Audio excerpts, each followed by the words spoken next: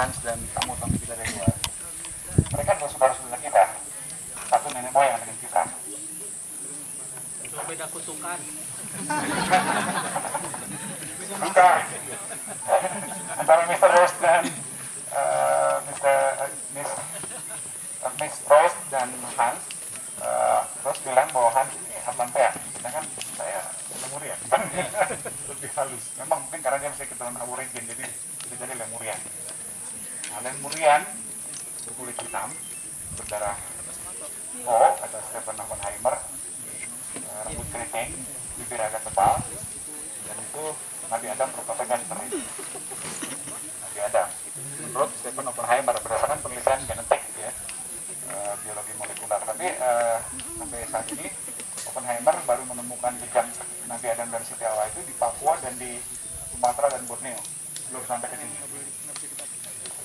Nah, jadi ketika kita menelusuri dan menjejaki situs megalitik Gunung Padang yang usianya 24.000 tahun yang lalu, yang lebih tua dari tentu saja dari piramida Mesir di Mesir yang hanya 5.000 tahun atau 7.000 tahun, 5.000 tahun sebelum Masehi, atau bahkan ini mungkin lebih tua daripada situs purbakala yang ditemukan yang selama ini dianggap paling tua, yaitu di Turki, di Göbekli Tepe. Ya, ini lebih tua lagi, 24.000 tahun lalu. Nah, ada kemungkinan Göbekli Tepe itu yang di Turki itu dibangun oleh pengikut Nabi Nuh yang terpaksa mengungsi dari sini. Ya. Ketika Nabi Nuh diperintahkan oleh Tuhan untuk membuat perahu, entah di mana perahunya, tapi kemungkinan besar dari Nusantara. Persisnya di mana entah. Yang jelas yang sudah terbukti secara ilmiah, reruntuhannya sudah ditemukan di Turki, di Gunung Ararat, dan kayunya adalah kayu jati dan ebony dari Kalimantan dan dari Jawa, dari Pulau Jawa. Jadi kemungkinan besar nanti dari sini. Dan saya juga menduga, kalau alam jawab, mudah-mudahan nanti ditunjukkan ke depannya.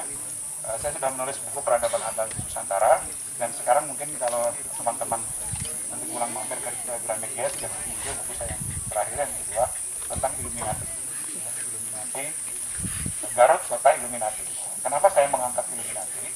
Karena ternyata gerakan Illuminati yang sekarang banyak pro kontra, yang itu kemudian derivatnya menjadi Freemason dan sebagainya. Itu dulunya awalnya adalah gerakan para nabi. Dari paling tidak dari Nabi Idris, dari Hermes Trismegistus.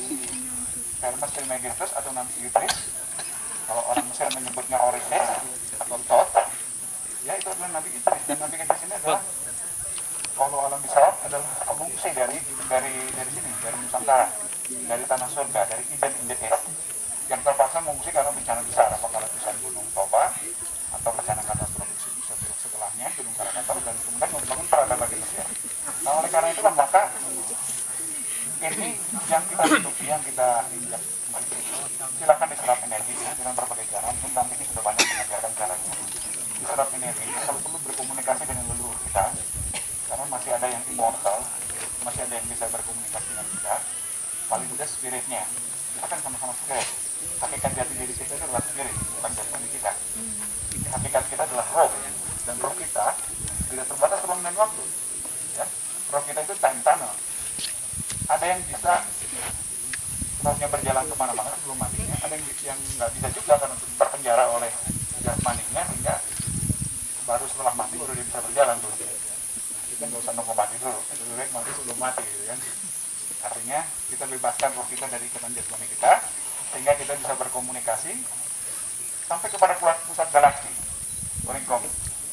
Nah, ya, karena hipotesisnya Kang Diki bahwa ini adalah sebuah observatorium saintifik purba leluhur kita di Adgruma zaman Lemuria, ketika mereka menjadikan ini tidak hanya sebagai tempat ritual, tempat pengorbanan, tempat mendekatkan diri kepada yang widiwasa, kepada Tuhan yang Maha Esa, kepada sumber dari segala sesuatu, yang itu kemudian dipahami oleh leluhur bangsa Indonesia sebagai Bhinneka Tunggal Ika.